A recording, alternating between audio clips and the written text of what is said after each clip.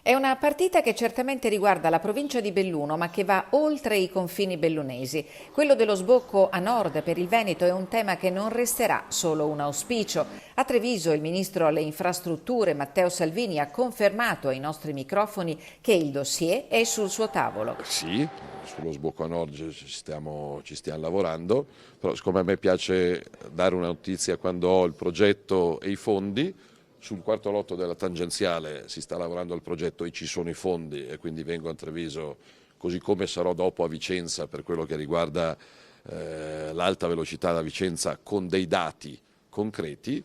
Sullo sbocco a nord ci stiamo lavorando. Che tradotto significa il progetto c'è, bisogna trovare i fondi e non è detto che la ricerca del finanziamento della grande opera non sia già in corso. Sarebbe il primo vero approccio concreto sul futuro della mobilità dei territori e delle imprese.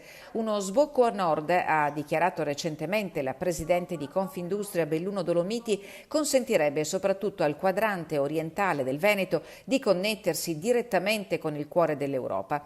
A trarre beneficio sarebbe l'intera economia del nord-est che è trainante per il paese.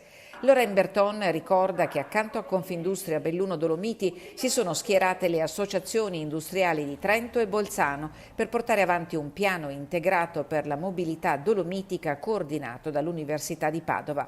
Insomma, le imprese dei territori sono pronte a dialogare con responsabilità e il governo sembra pronto a fare la propria parte.